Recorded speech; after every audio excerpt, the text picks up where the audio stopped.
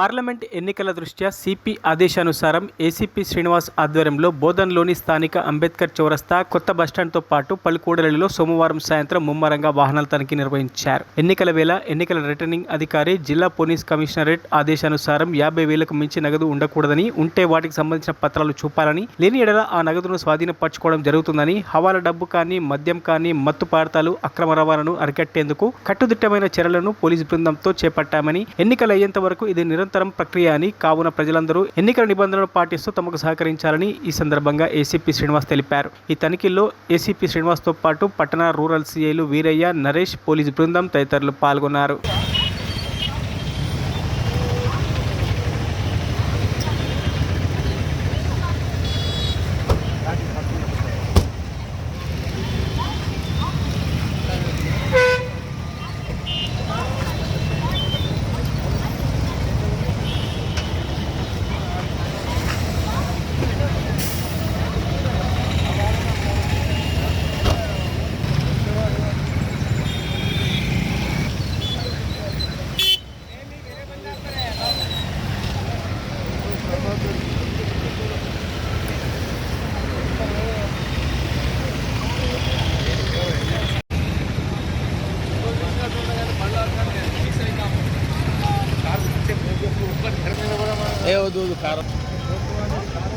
sir 1 minute